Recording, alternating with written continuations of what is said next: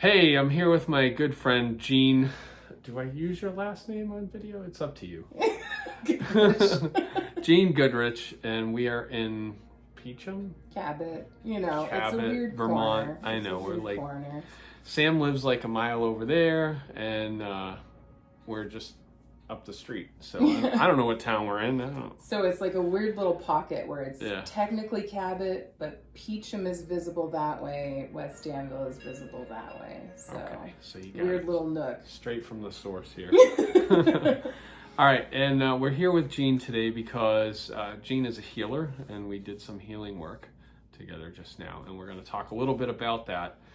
I was asking you for reflexology of my feet, because I carry a lot of stress on my feet, and particularly like what did you discover there that relates to the illness that I am currently kicking ass of?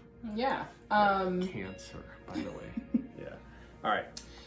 So the interesting thing with the feet, and I don't know if you want like any kind of a history on reflexology and how it came about, but it's very clinical. Of all of the healing modalities, reflexology and craniosacral therapy are the two most clinical Western medicine modalities of this kind of healing. A lot of the rest of what I do comes from other parts of the world, and it's very old. And a lot of Western medicine has like superseded it in a lot of ways. And it's not taken as seriously by doctors because it's a pseudoscience, even though it's what everybody's used all along.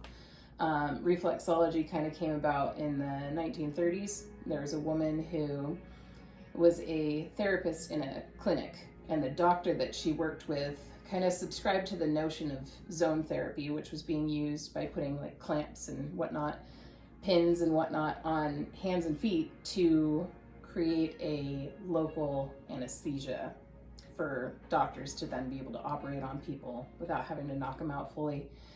And so they got to exploring that because it was kind of a novel concept. And the reason why it was kind of chucked out by the medical industry was because there wasn't a lot for explanations as to why it worked or how it worked. We just know that it did, And she had an unlimited supply of patients to play with, and she knew what their ailments were, she knew what they were responding to, and so she was able to map the feet better than they'd ever been mapped to what we have records of. Even though footwork has been a form of healing throughout the ages, we have ancient records of it in India, Russia, Mesopotamia, all over the place. China. Yep. So lots of pictures of feet with lots of little doodads on it. So we know that that's some sort of foot chart. But reflexology as it exists today was created by her in the 1930s. And so basically what she was able to map out in the feet is basically a perfect structure that correlates with every part of the body. And it's fascinating because you can tell a lot about the body through the feet. And you can directly see what's going on. And sometimes it's like you got to play around a little bit. Like I was telling you, sometimes it's a bone in the foot that's out of place, and sometimes it's something in the body that's out of place. And so and it shows up in the foot. It does. It manifests in the feet. And so through stimulating those parts of the feet, you can bring about change in the body. It's been clinically proven, literally.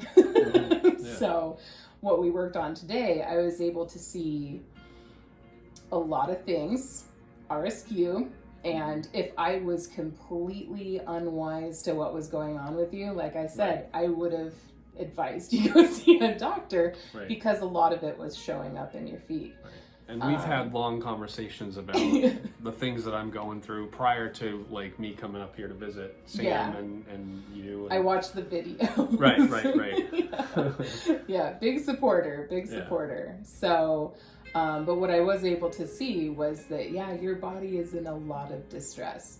Not just from, the tumors and whatnot, but very definitely, the treatment is also showing up because it's a foreign substance that's being injected into you. So your body's going to have a response to that. So, but I feel like we did some good work today. We got it to loosen up and kind of smooth out a lot of things. And so my hopes are high that it'll at least bring you comfort and relief, you know. But worst case scenario, things get better, you know. I mean, it's worth a shot. Sounds good to me. It's worth a shot. Yeah. So it was very interesting to feel,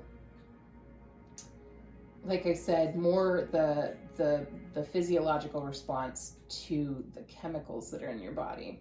Because, you know, I work with people in lots of different positions and whatnot, health-wise.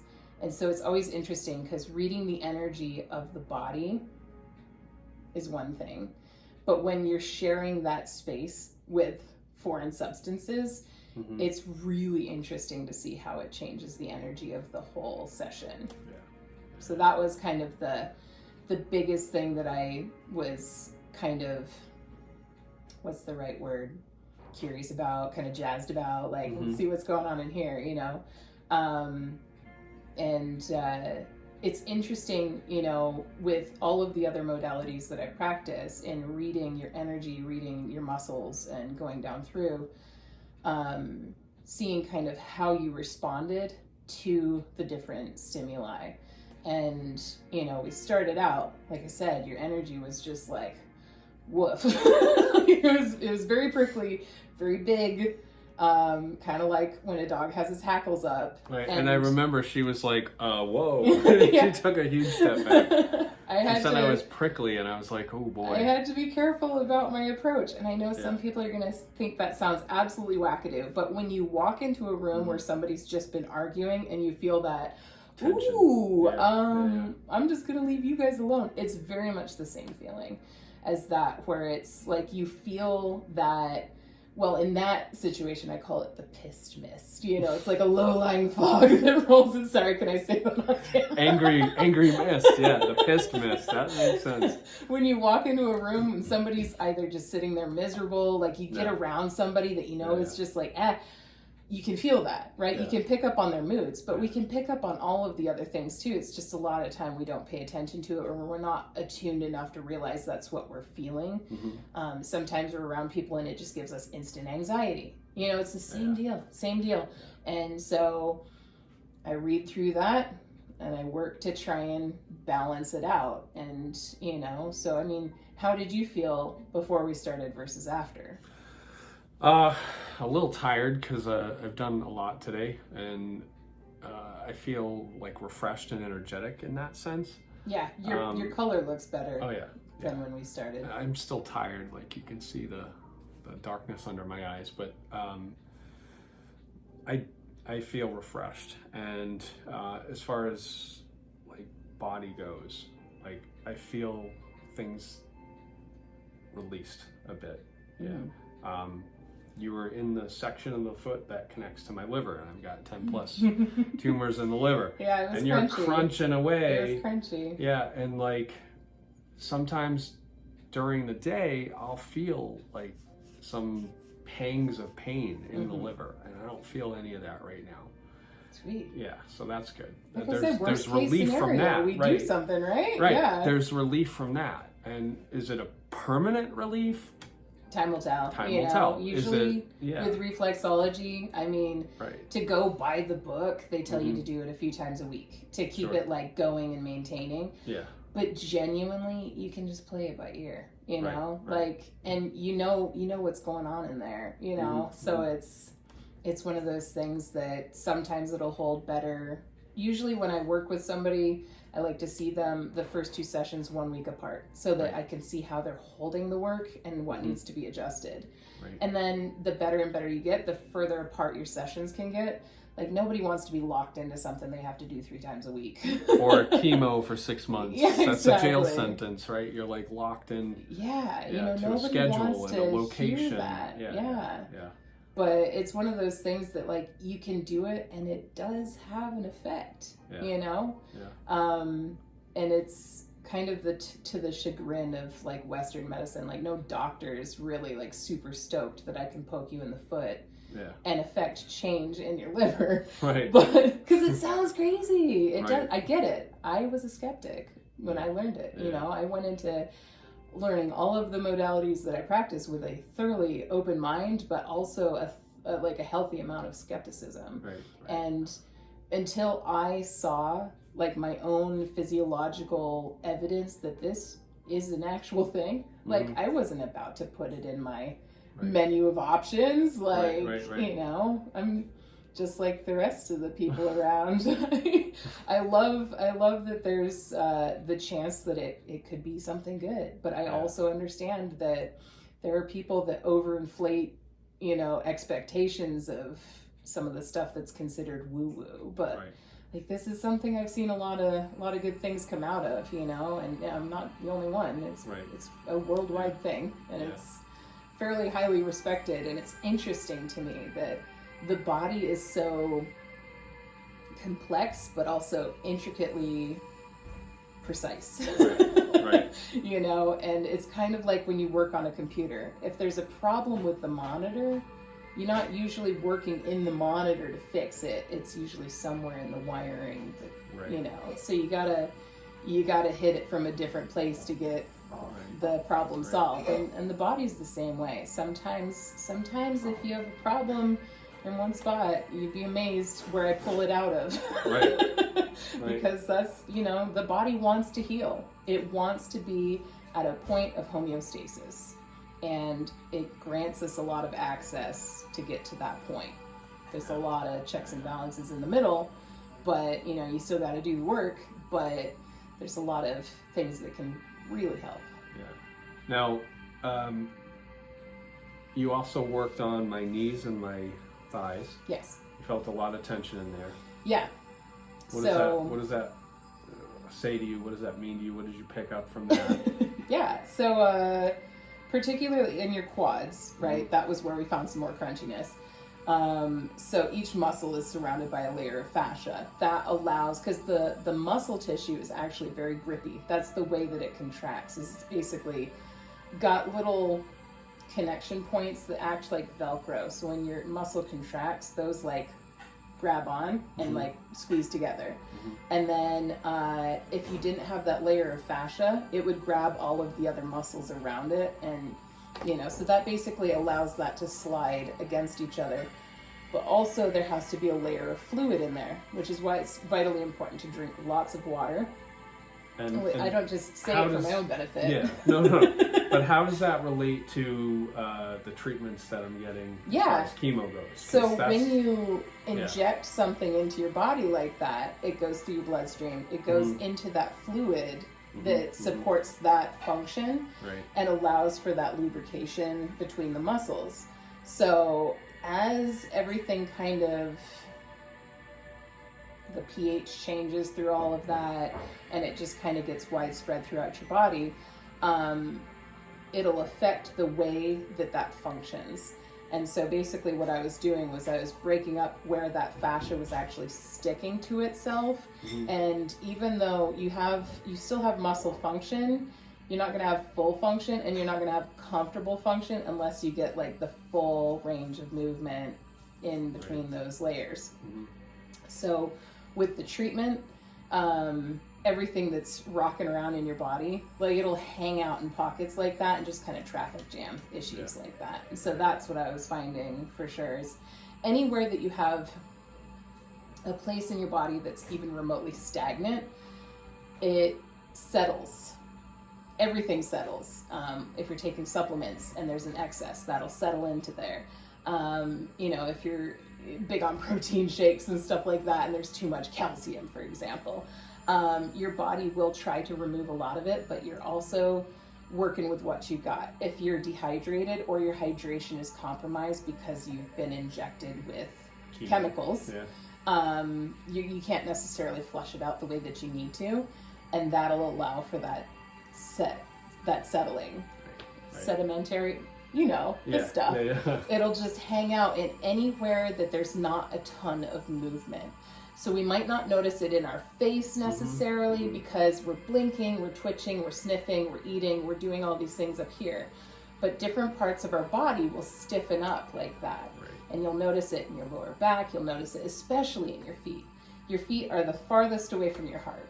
They're the amount of muscle movement required to move the lymphatic system up out of your feet, it's a lot, you know, so that becomes a pocket.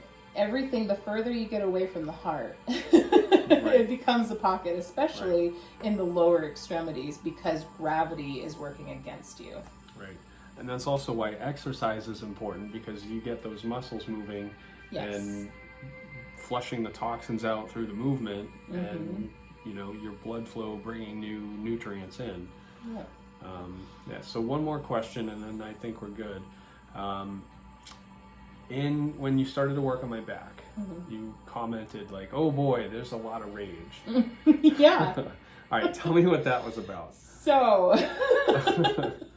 well, I've been at this for a while, right? Over 20 years. And throughout that time, I've learned how to pick up on things.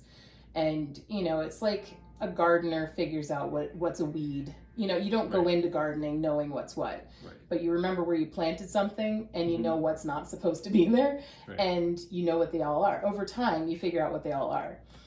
And the handy thing is, I have like a cheat code because I've experienced all of these emotions myself, right? We've all been angry, we've all been sad, we've all been lonely. We know the full range of emotions. So, emotions, the way they travel through our body, it's not just a head thing. So our body communicates on like a rapid, highly conductive wavelength. We've got the nerves that can, you know, you got your sensory neurons and your motor neurons, right? That communicates in its own little way. But also, to speed up communication, our body releases different hormones, fluids, basically. Like it'll pepper different regions of the body with a chemical reaction that is caused partly by our brain, partly by other organs. So like adrenaline, right? If I was to scare you right now, you would do a number of things, right? You wouldn't just acknowledge I'm frightened, right? You might jump. Right. That jump is not a thought out response. Right. That is a reactionary response that is more than just the motor neurons and the sensory neurons. That's something that's triggered by a rapid fire communication of basically like adrenaline kicks in, gives you the fight or flight to get away. Like, you know, there's a lot of things that happen.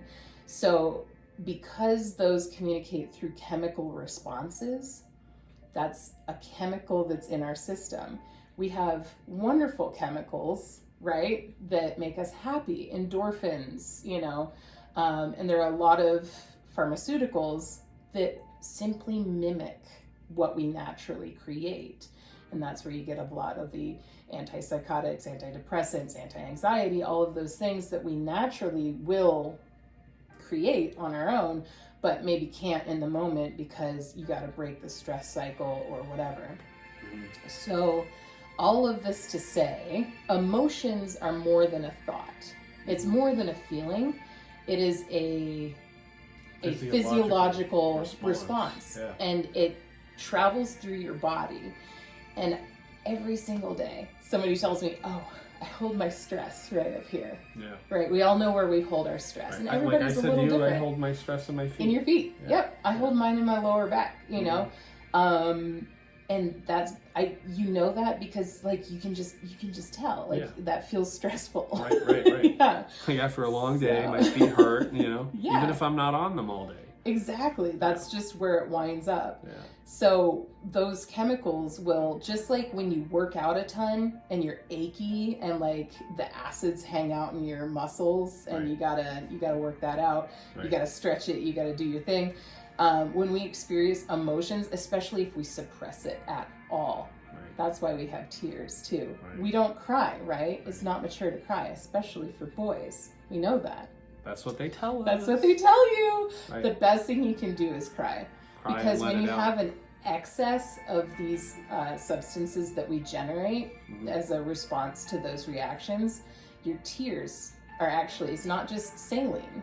It's a release of those chemicals. It allows you to just jettison. That's why we cry when we're angry. We cry when when we're which overwhelmed. makes me so much more angry that my response is crying, because it makes me look weak, Right. But like, we cry when we're super happy. We cry when we're sad. Anytime there's that excess, we will cry. Right. And that is our body's way of like releasing straight up chemicals. Right. So if we don't release it or fully process it, it settles into parts of our body. And different parts of our body, like we have memories and stuff stored in there. I will be working on someone and they'll have a knot and I can't get it to like shuffle loose. I know my thing, like if I can't get it, there's something holding on to it. Right. So I'll get them talking. A lot of people, when you're getting a massage, they just want to go to sleep, and that's great. Yeah. I will get people talking. And inevitably they will tell me some weird story from their childhood that was super traumatic or something like that, and they'll just, I don't know why I told you that. I do. But then that knot will just smooth right out. Right. It's amazing. Right. So when I was working up your back, I felt two different emotions. On one side, pure rage. And that's a tricky thing to express. Yeah. Because we're not supposed to get out of control, right? And out of control is hysterically limiting. Right. And so working up that side, I just felt rage, and it wasn't mine, Like that's how I can deduce it. Right? Like I'm like, oh boy, and there's a certain give to the muscle that responds a certain way. And as I'm working, I can just feel like that's rage, Right. And then up the other side, a lot of sadness and loneliness. Those were the two things I felt come out of your back. And sorry to do you like that. I didn't say it while we were working, but no, you didn't. But it just blew your cover. But it's the truth. There's a lot of that. That's what I felt up the other side. Yeah. So the left side of the body, which it's interesting because when you get into Chinese medicine, the left side correlates with the feminine, and the right side correlates with the masculine. And so it's interesting when you start to look at that too. That in order to balance the left and the right, you have to feed different aspects of yourself. Mm-hmm. And I could get down that rabbit hole for days, but basically that's the separation. Your spine's up the middle doing its thing, and it has kind of filtered into wings into both directions, pure rage, and then sadness and loneliness up the other side. Yeah. And I didn't mention it to you in the moment because I didn't want to rattle you too hard, but 'tis what I found. Yeah. No. Which is not at all uncommon. Right. At all. Right. It's just, we hang on to things. We are walking records. Yeah. Everything that's ever happened to us is living somewhere in our body.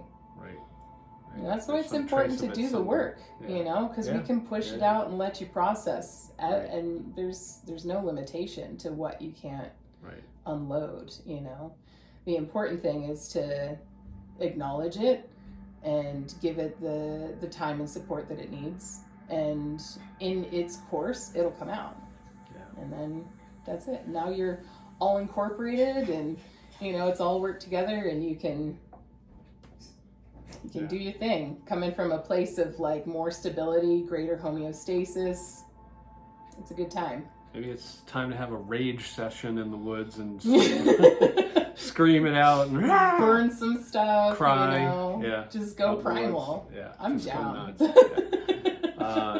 No, I think a lot of that is from my most recent breakup. That was really tough, and I put so much energy into that, and I'm literally praying every day to be able to let go of that. Mm-hmm. And I don't see that changing yet, so that's frustrating, but that's what that is, and that's where that's coming from. So you called me out on camera. That's the truth of the matter. No, it's fine.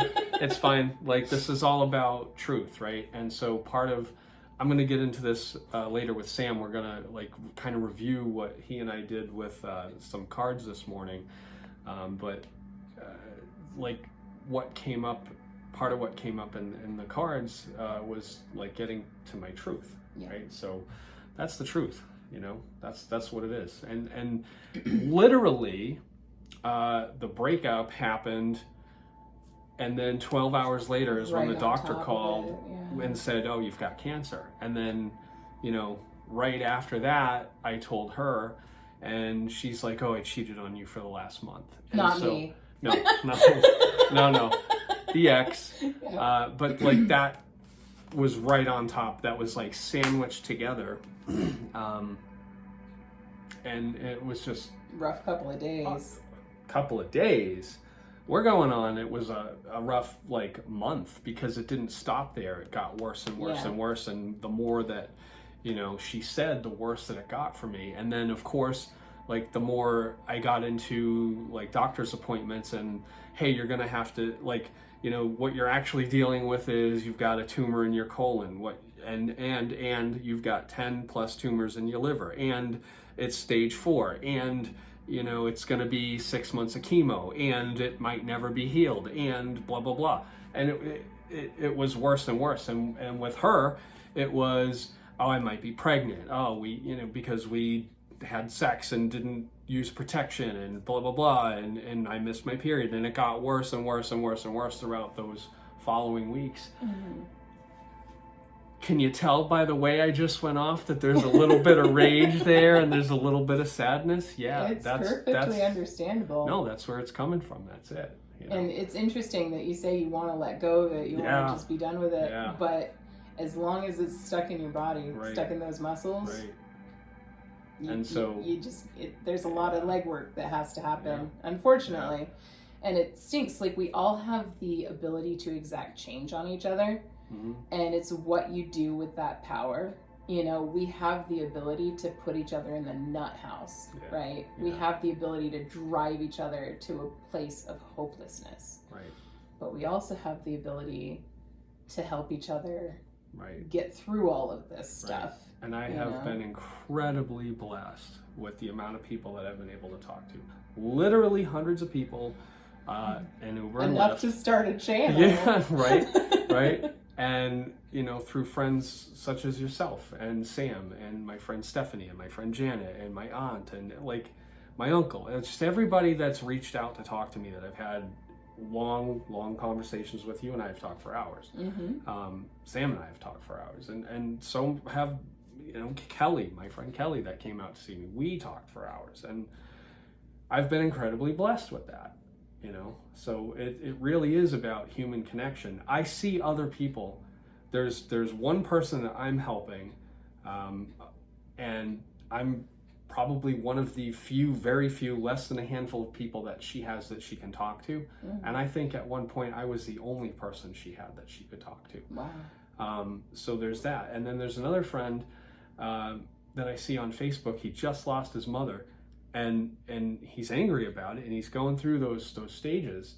He doesn't want to talk to anybody, and he doesn't even want to be told to talk to anybody. He's incredibly offended when people tell him to talk to people, talk it out. Mm-hmm. So I know how blessed I am and how lucky I am to have so many people, yourself included, wonderful friends to be able to talk this through with. And the funny thing is, like, I didn't even realize you were a healer until like today. Secret agent. Yeah, I know. Like, I thought you just worked for your family's farm and that was it. I thought you were like cowgirl and that was like, that was the only thing about you, you know? Yeah, we make a scotch of maple syrup on the side. Yeah, right. Like cows and maple syrup, and that's it, you know? And then come to find out, you're actually much more than that. Yeah. That's very interesting, and it's very... what's the word? Serendipitous. I love that word. It's very serendipitous. And the reason I even knew that is because Sam mentioned you had a certain kind of oil that I've been trying to get a hold of.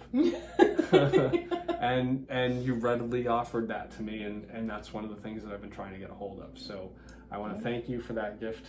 Yes, thank you very much. Happy to I appreciate it. Thank you. Yeah. So, all right. Sweet.